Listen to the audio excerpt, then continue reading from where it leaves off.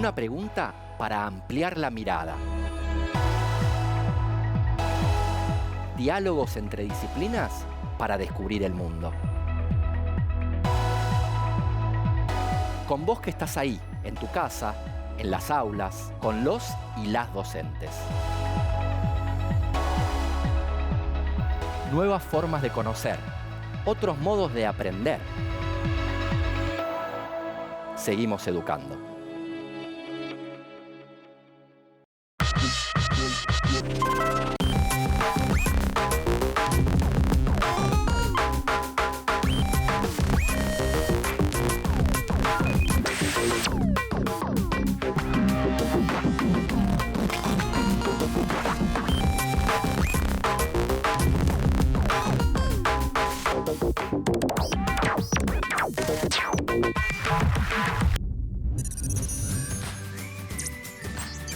Hola, soy Andrés y hoy junto con Lautaro, profesor de química, y Alejandro, profesor de geografía, nos preguntamos, ¿dónde guardamos la energía?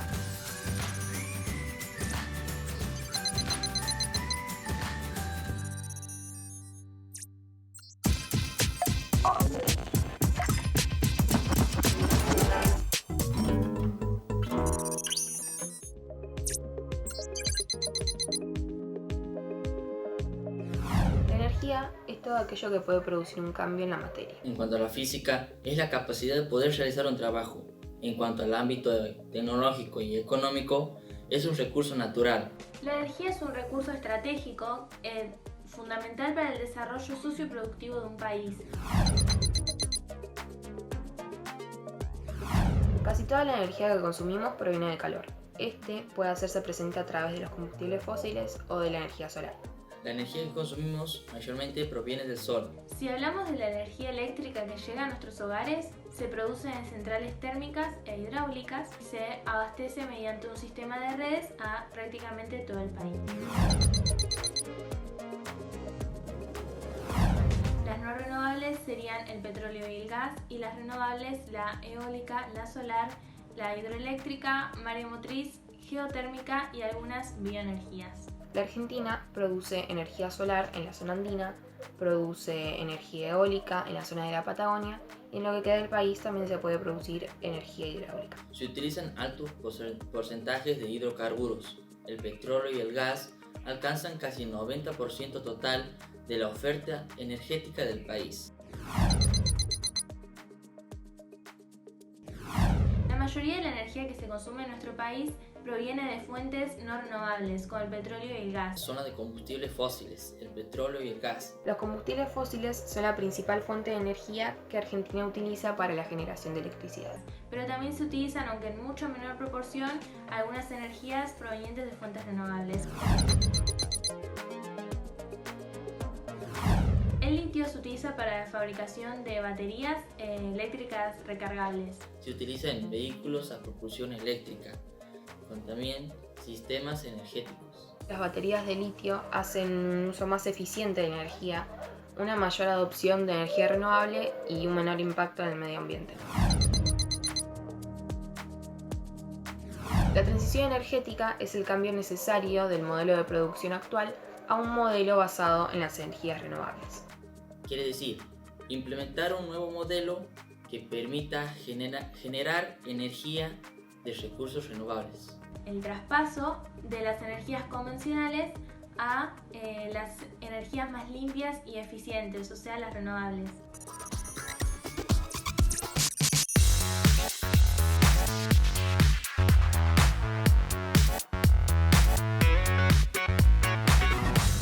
¿De dónde viene el gas que usé hoy para prender la hornalla? ¿De dónde vino la energía que hoy usamos para encender la luz? ¿Viene de nuestra Patagonia? ¿De Bolivia? ¿Vino en barco? ¿Se pusieron a pensar alguna vez en todo esto? ¿Pueden imaginarlo? ¿Qué tiene que ver el almacenamiento de energía y la transición energética con el litio? Pero primero lo primero. Empecemos por preguntarnos qué es la energía. Generalmente se define a la energía como la capacidad de realizar un trabajo o producir un cambio. Es también lo que me falta los lunes a la mañana. Es exactamente eso, Andrés. Diste en el clavo. Es que viví mucho tiempo pegado a una carpintería. La energía es un factor determinante para la vida y para la reproducción de cualquier organismo. Y cuando digo organismo, me refiero a un organismo individual y uno social. La energía es básicamente el motor para la reproducción de la vida. Y lo curioso es que se nos aparece constantemente, pero no solemos pensar de dónde viene la energía que consumimos. De dónde viene el gas de la garrafa o de la estufa, la electricidad para la compu. ¿Cómo llegó hasta ahí? Sí, no lo había pensado. Lo tenemos tan naturalizado que ni me lo pregunto cuando enciendo una bombita de luz. No solo con la energía eléctrica o el gas. Cuando comemos, parte de los alimentos que están en el plato, esa milanesa, esos fideos, nuestro cuerpo lo va a traducir en un valor energético. Lo va a convertir en energía que necesitamos, ni más ni menos que para vivir. Tenemos tan naturalizada la energía que casi que nos resulta imposible dimensionar hasta qué punto estamos vinculados con ella y cuánto dependemos en la actualidad de la energía.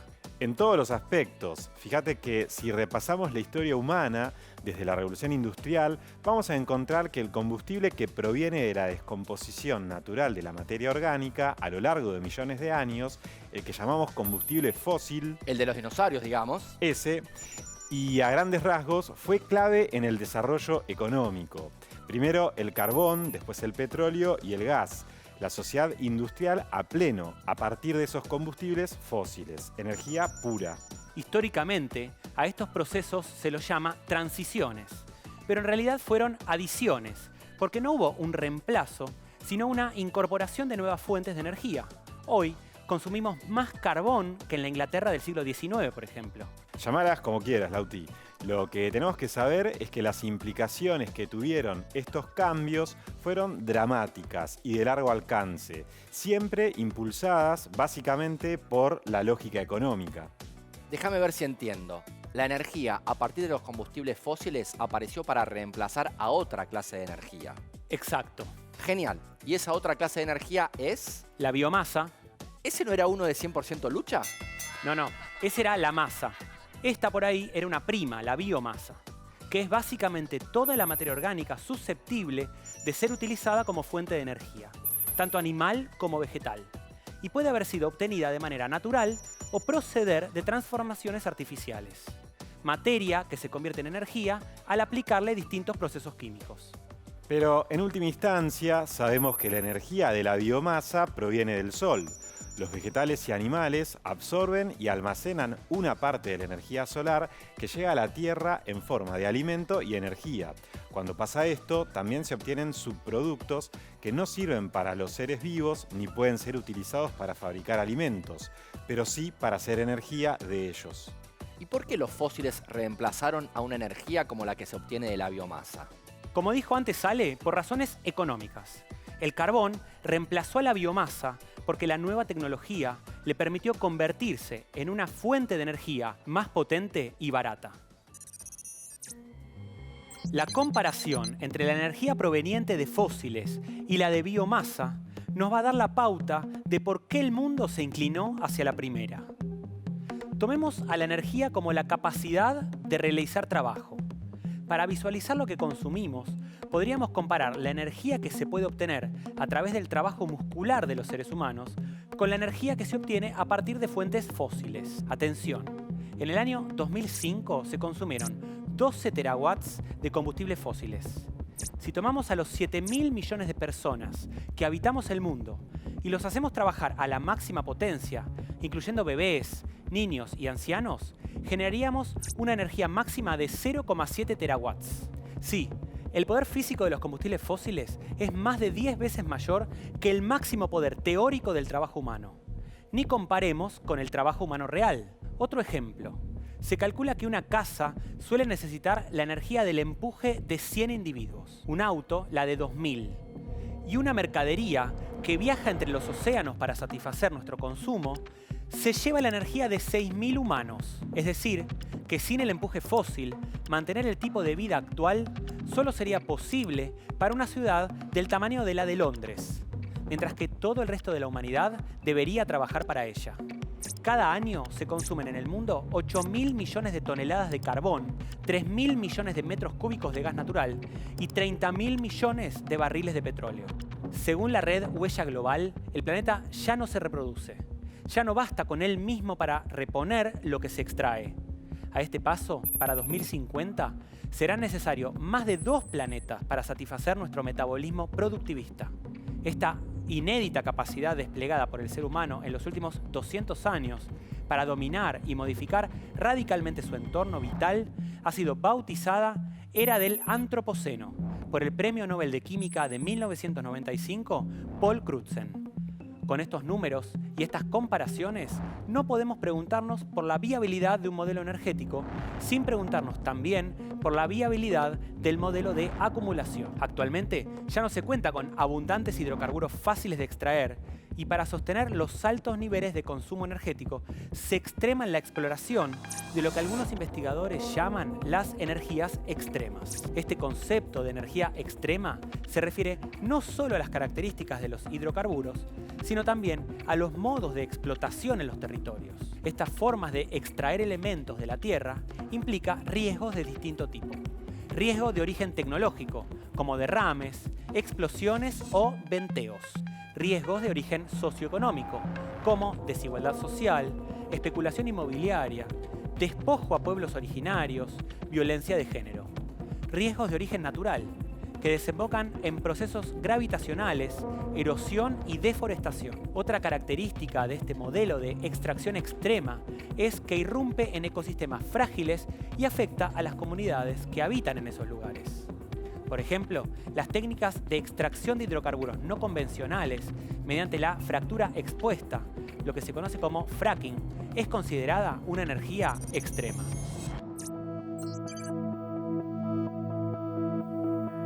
No deja de asombrarme cómo estamos constantemente modificando el planeta. En los últimos 200 años, la humanidad ha metido mucho la mano, en muchos aspectos. A los límites físicos de la extracción de los combustibles fósiles, tenés que sumarle las consecuencias de su combustión en la atmósfera terrestre. El famoso efecto invernadero. Sí, pero ojo que el efecto invernadero es, en definitiva, el que hace posible la vida en este planeta. Entonces, el efecto invernadero tiene muy mala prensa. ¿Cómo es eso de que hace posible la vida en el planeta? Es que sin los gases que absorben la radiación infrarroja, como el dióxido de carbono, el vapor de agua, el metano o el óxido nitroso, la temperatura en la superficie terrestre sería de 19 grados bajo cero. ¡Ah! Más frío que sobaco de pingüino. O como el pasillo de los yogures. Se armó la competencia. No, paramos acá. El tema es que a esa temperatura, además de sentir el fresquito, no podría existir agua en estado líquido, un elemento clave para la vida. ¿Y entonces cuál es la parte mala del efecto invernadero? La emisión indiscriminada. Los gases de efecto invernadero en los últimos años se intensificaron muchísimo. La consecuencia, sobrecalentamiento del planeta y alteración del balance natural del clima mundial. Las concentraciones de dióxido de carbono, metano y óxido nitroso llegaron hasta niveles sin precedentes en los últimos 800.000 años. Pero entre los gases de efecto invernadero se destaca el dióxido de carbono. ¿Hacen más daño? En realidad, el resto de gases tienen un potencial de efecto invernadero mayor que el dióxido de carbono. Lo que hace que se destaque es su tiempo de vida media en la atmósfera. Es mucho más largo. Se lleva emitiendo más tiempo y en mayores cantidades. El dióxido de carbono proviene mayoritariamente de la quema de combustibles fósiles y de la desaparición de bosques y de las algas fotosintéticas desde mediados del siglo XX. El incremento del metano es causado fundamentalmente por el aumento del ganado en los últimos 50 años y por el uso del gas natural, y contribuye bastante la expansión de los arrozales y la degradación de la materia orgánica en vertederos.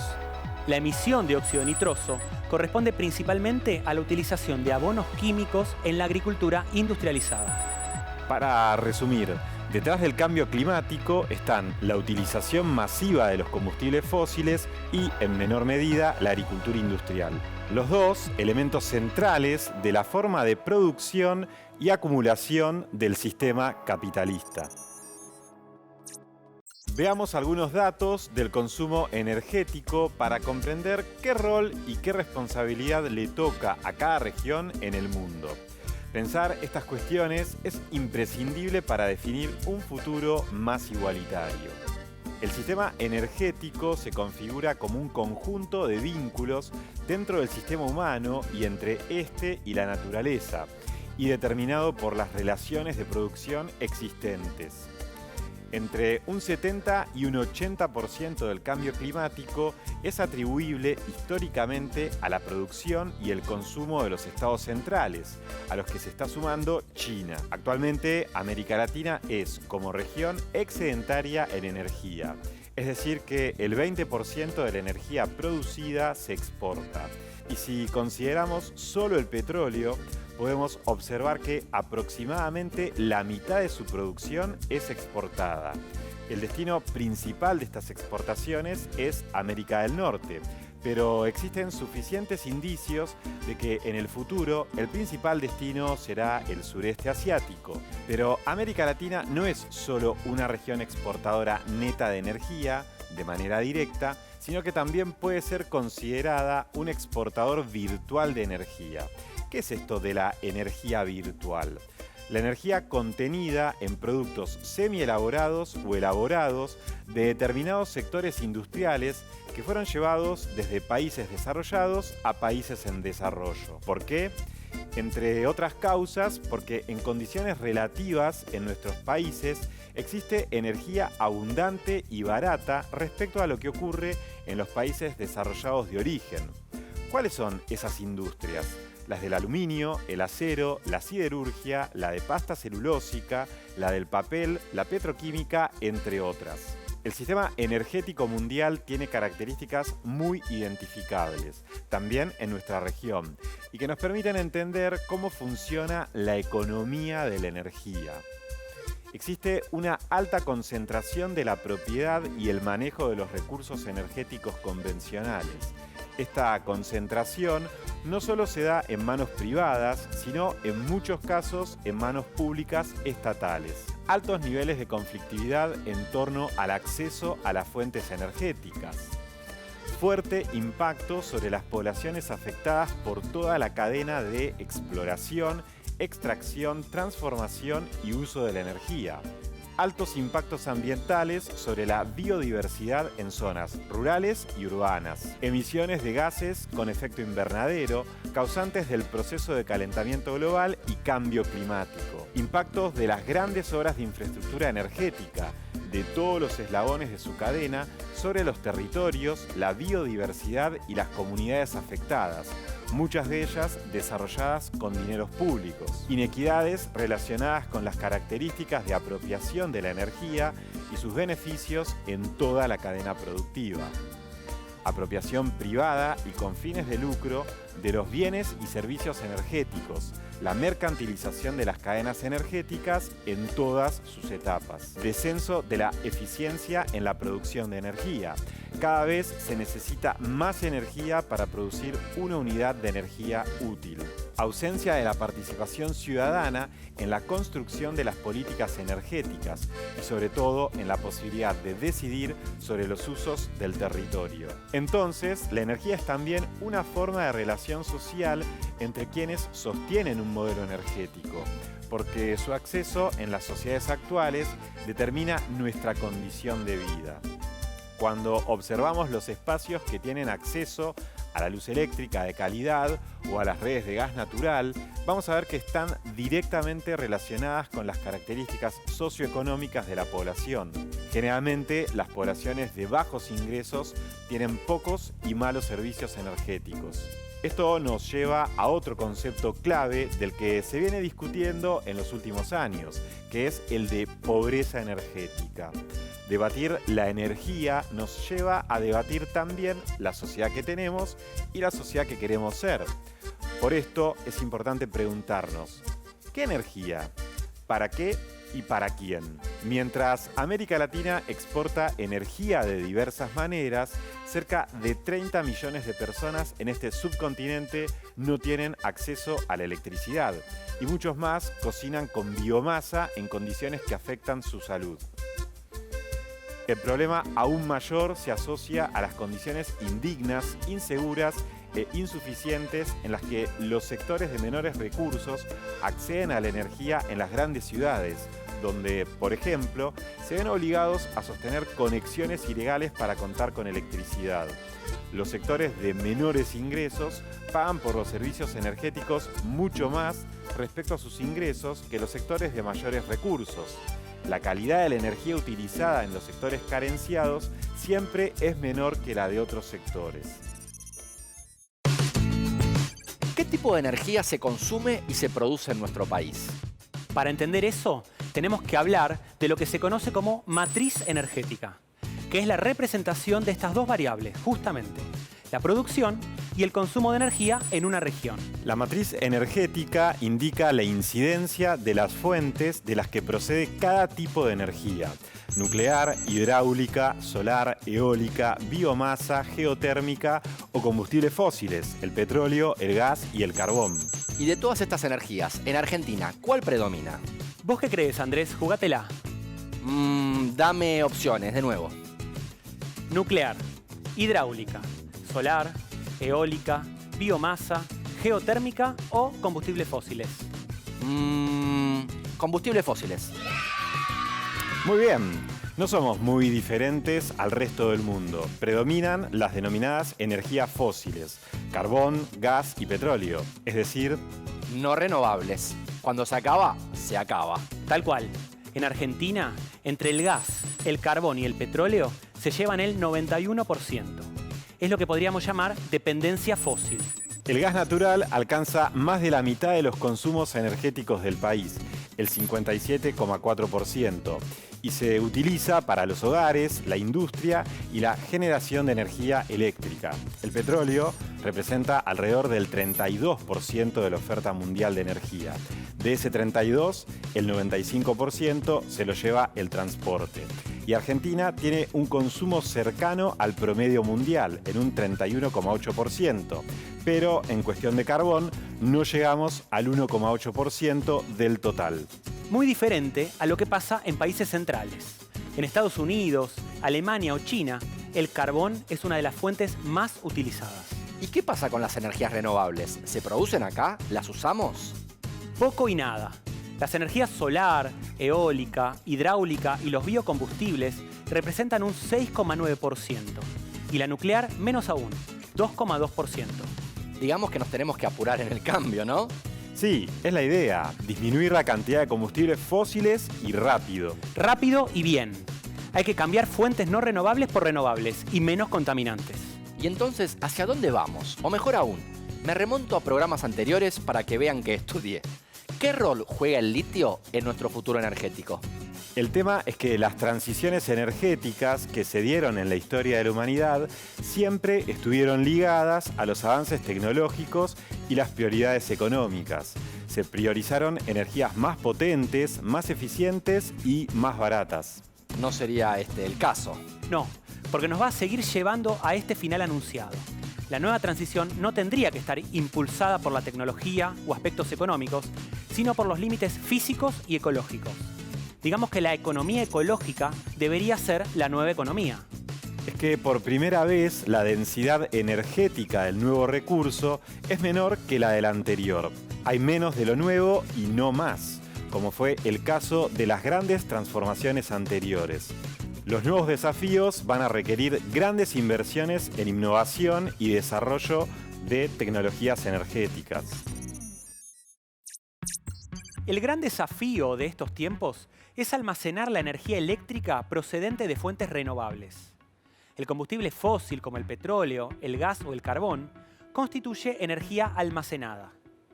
En el caso del petróleo, algunos países incluso poseen inmensos reservorios subterráneos donde se depositan miles de millones de barriles. El caso de las energías renovables es radicalmente opuesto.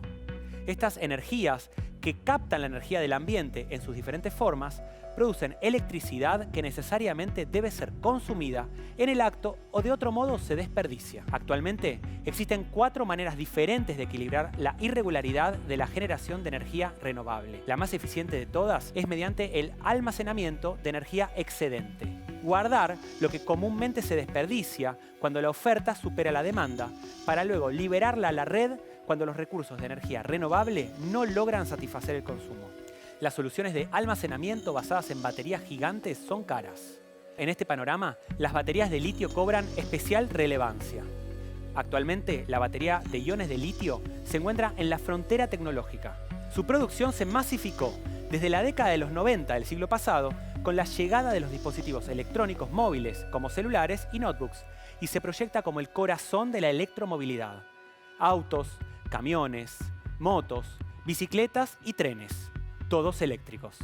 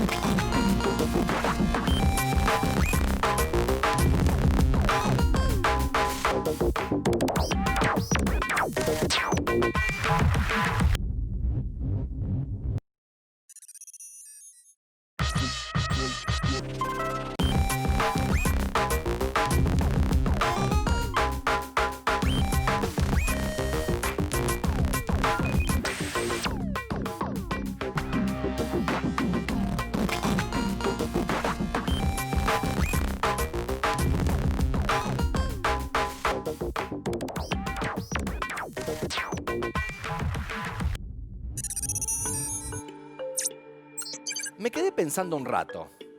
Si el gran desafío es almacenar energías renovables, y el litio es clave para almacenar energías renovables, y en esta parte del planeta hay mucho litio.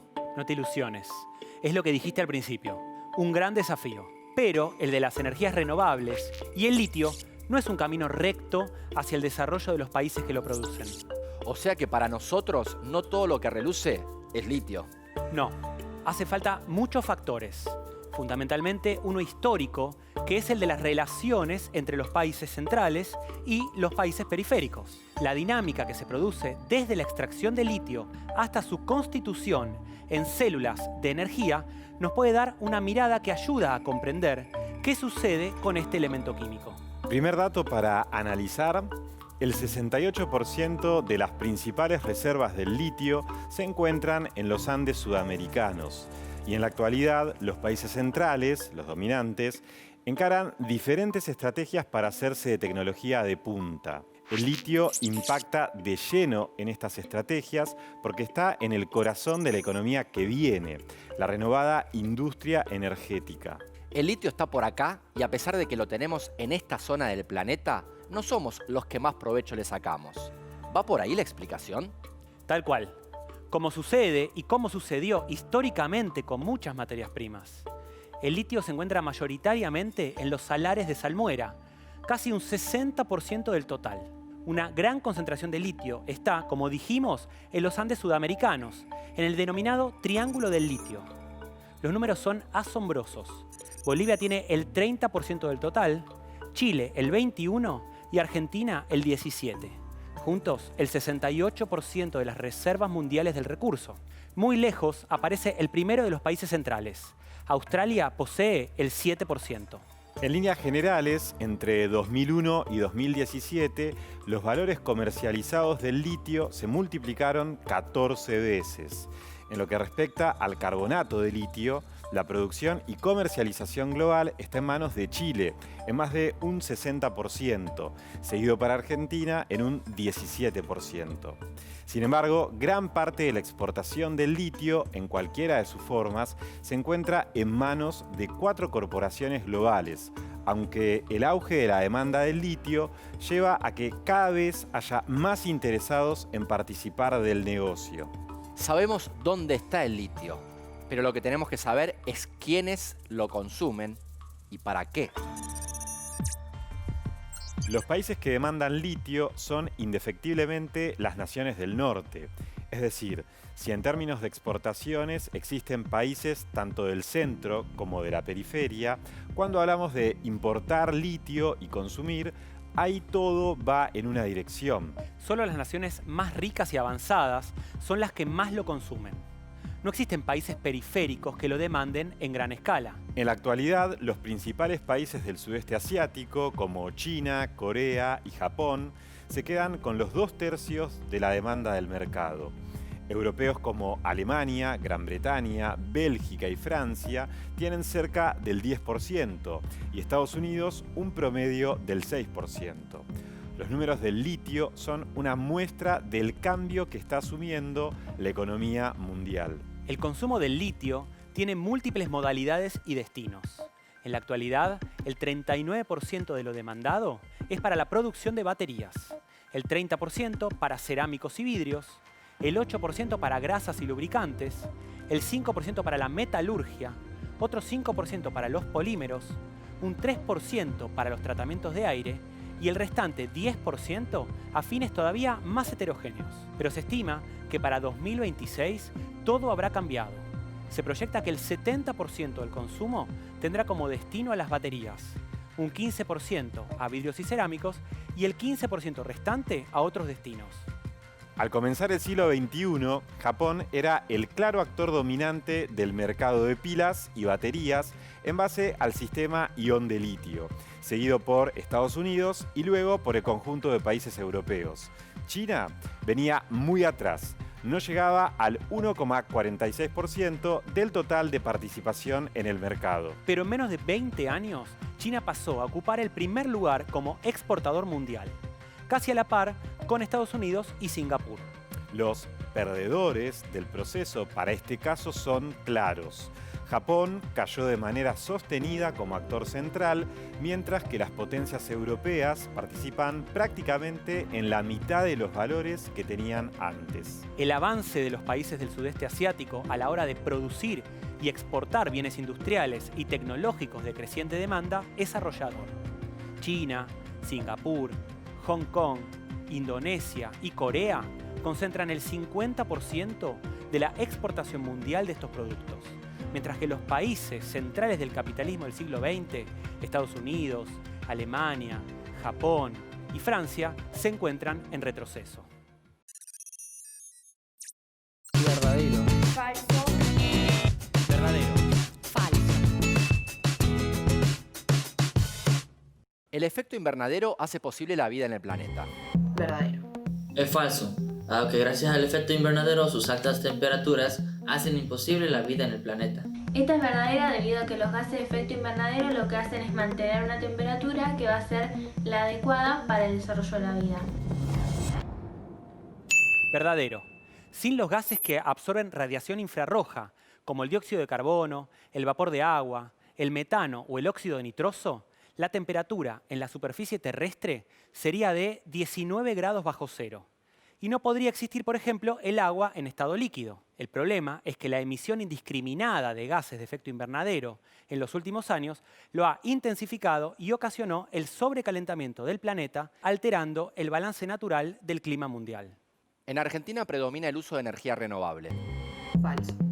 Es falso, dado que el 90% de las energías que se utilizan son combustibles fósiles, el petróleo y el gas, y solamente un 4,9% es utilizado por energías renovables. Esta creo que es falsa porque en Argentina predomina el uso de hidrocarburos, entre ellos petróleo, gas y en menor proporción carbón.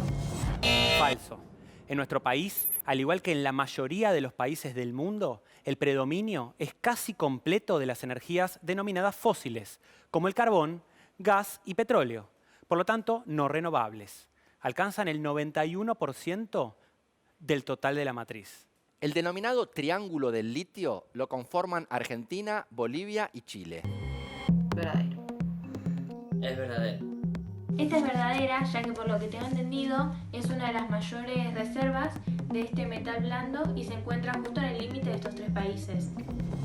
Verdadero. Los Andes sudamericanos son los que concentran la mayor cantidad de las reservas de litio. Bolivia posee un 30% de las tenencias totales, Chile un 21% y Argentina 17%. Juntos suman el 68% de las reservas mundiales del recurso. En la actualidad, el 39% de la demanda de litio es para la producción de baterías. Verdadero. Es verdadero. El litio tiene diversos usos, pero creo que sí es verdadera y para la fabricación de baterías es el más usual. Verdadero. Pero se estima que dentro de 6 años, el 70% del consumo tendrá como destino a las baterías, casi el doble de lo que se dispone hoy en día. China posee más de 20 millones de autos eléctricos, los que utilizan baterías de litio para almacenar energía renovable. Es verdadero. Falso. La verdad no sé si es verdadera o falsa. Sé que China sí es uno de los países con mayores ventas en autos eléctricos y está impulsando mucho estos nuevos vehículos, pero no sé si sube a los 20 millones. La verdad no lo sé. Falso. Si bien China es el máximo poseedor de autos eléctricos del planeta, el número apenas llega a 2 millones, lo que representa solo el 0,3% del mercado automotriz total. América Latina es, como región, excedentaria en energía. Es verdadero. Verdadero. Creo que es verdadera porque América Latina produce una gran cantidad de energía y una proporción de ella es exportada a otros países. Verdadero. Aproximadamente el 20% de la energía producida se exporta. Y si consideramos solo el petróleo, podemos observar que aproximadamente la mitad de su producción es exportada.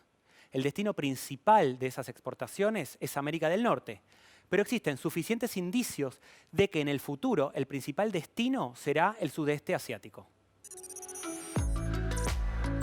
Entonces, la zona principal de consumo de litio es el sudeste asiático.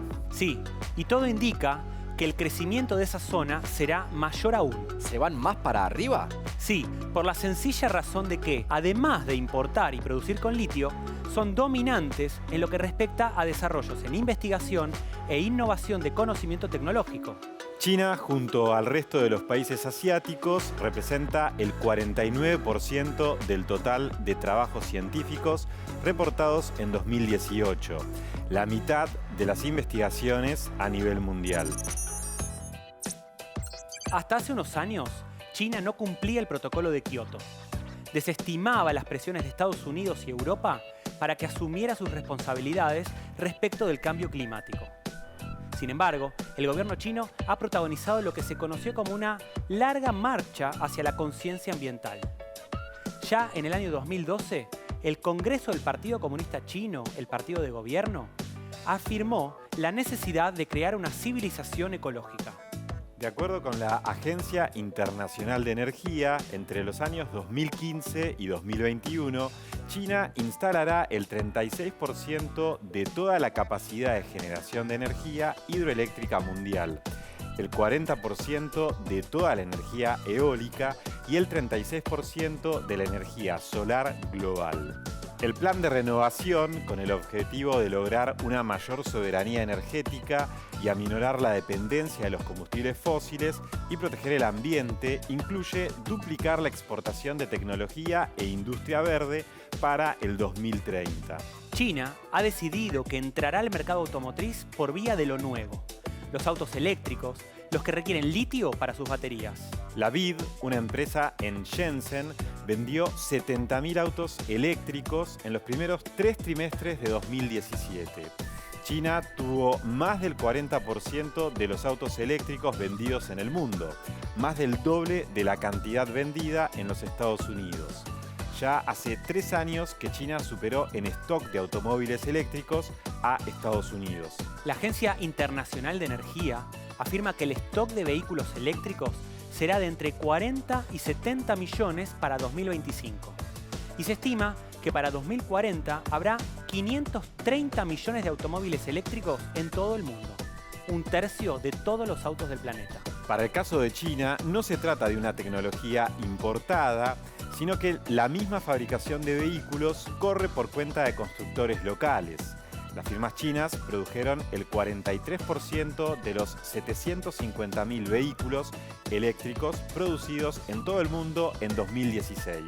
China está, en efecto, en el centro de la reinvención de la industria automotriz mundial, algo impensable hace unos años al contemplar la clásica bicicleta negra que corría interminable por las calles de Pekín.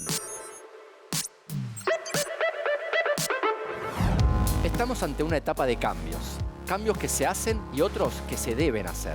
La forma de generar energía cambia y debe cambiar aún más. ¿En qué consiste la transformación energética?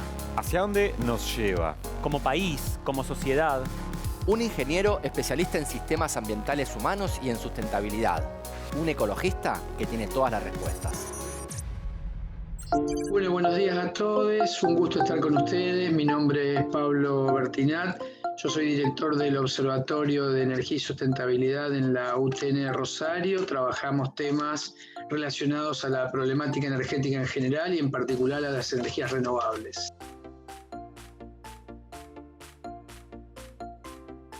Bueno, hay diferentes miradas sobre lo que se entiende por la transición energética. Nosotros en particular entendemos por la transición energética un proceso de cambio que nos permita abandonar un sistema energético que tiene un crecimiento exponencial, que es fuertemente dependiente de los combustibles fósiles, que es desigual, que es conflictivo, que es opaco, que es muy concentrado y que es muy centralizado. Y este proceso es un proceso en el cual entendemos debemos involucrarnos como sociedad en función de las dificultades que se están planteando, en particular a partir de la crisis climática global.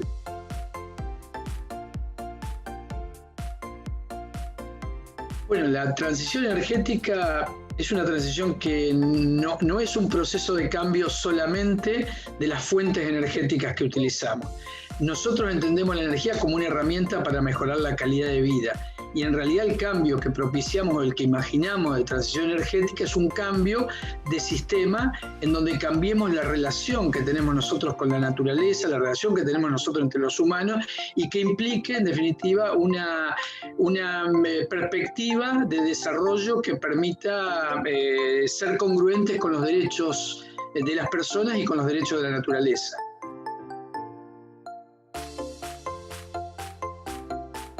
Nosotros planteamos que la transición energética no es solamente un cambio técnico de las fuentes de energía. Entonces podríamos enumerar 4 o 5 ejes para un proceso de transición energética. El primero es construir el derecho social a la energía y lograr que la energía no sea solamente una mercancía, sino que sea parte de los derechos congruentes, como decíamos, con los derechos humanos.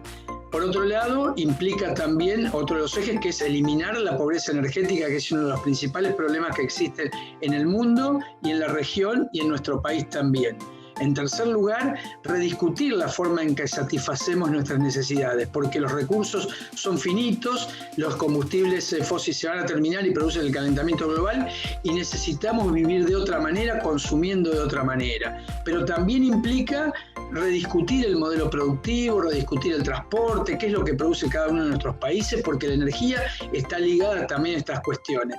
Implica también avanzar en un proceso de desconcentración, de descentralización y de democratización energética, donde la problemática energética no sea una cuestión solamente de especialistas, de técnicos, de ingenieros, sino que sea patrimonio de toda la discusión en la sociedad.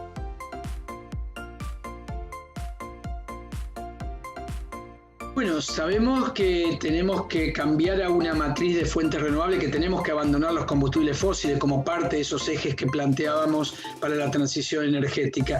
Y en ese marco, el litio es un elemento más que seguramente se va a incrementar su utilización, porque en los sistemas nuevos va a haber sistemas de acumulación y el litio es un elemento que se utiliza para sistemas de acumulación como baterías. De cualquier manera, como todos los otros elementos que tenemos sobre el planeta, debemos recordar que son finitos, que aunque aparezcan como en grandes cantidades, son finitos en cantidad del planeta y que debemos ver de qué manera lo utilizamos, también produciendo el menor impacto en los lugares de extracción de estos mismos elementos para, en definitiva, hacerlo compatible con una mirada de sustentabilidad en todos los procesos en los cuales planteamos este proceso de transición energética, ¿no? Muchas gracias a todos. Solamente quisiera compartir o cerrar con la idea de que la transición energética, volver a reforzar que no es un proceso de especialistas, debe ser un proceso ciudadano, un proceso de las comunidades, un proceso para discutirlo localmente en cada una de nuestras ciudades, en nuestros pueblos, porque en definitiva el cambio debiera empezar por cada uno de nuestros lugares o los lugares donde vivimos. Así que, manos a la obra.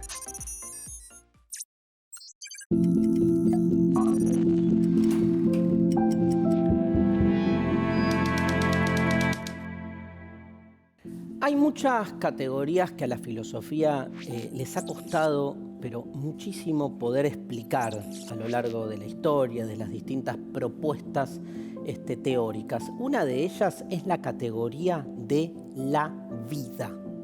Para la filosofía es mucho más fácil meterse con la muerte que meterse con la vida, porque se vuelve más fácil de algún modo explicar qué significa que esto termine, a explicar qué es lo que nos mantiene vivos, qué es esta energía vital que hace que estemos todo el tiempo encendidos.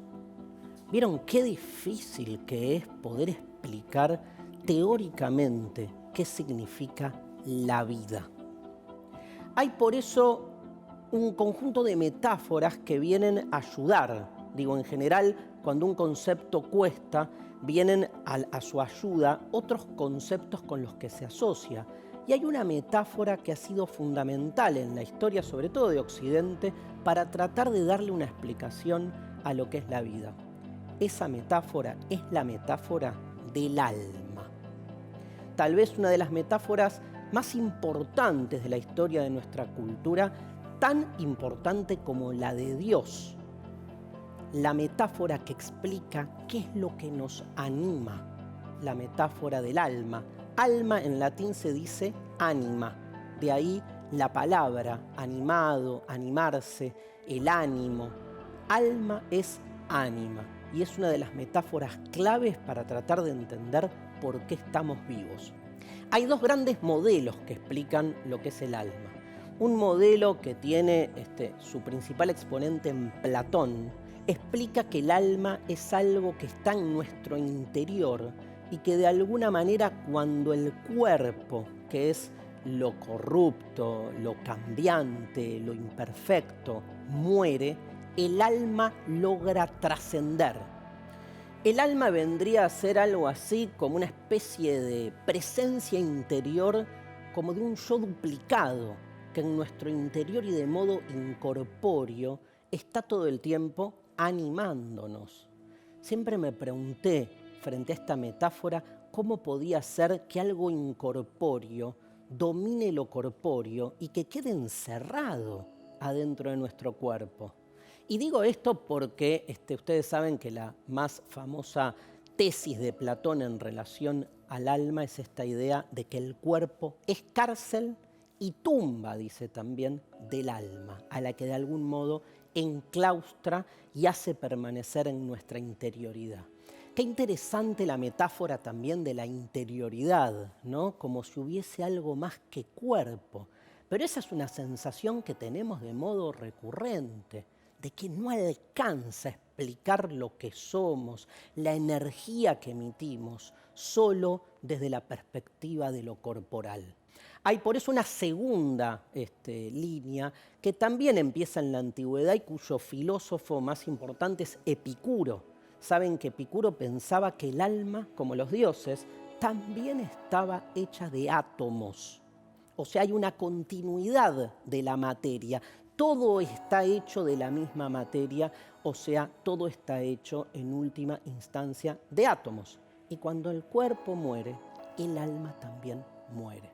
En este segundo caso, el alma está más asociada a la idea de esa energía vital que nos mantiene permanentemente encendidos, digamos, ¿no? Deseantes, que nos mantiene prendidos y que de algún modo se apaga cuando se apaga la totalidad.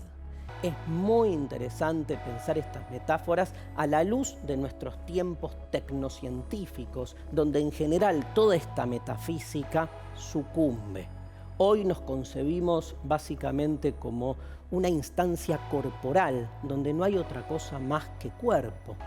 Y sin embargo, cuando nos pensamos vivos, la explicación que solo reduce lo que somos a lo corporal parece que no alcanza. ¿Nos alcanza a pensarnos solo cuerpos para tratar de entender qué es la vida?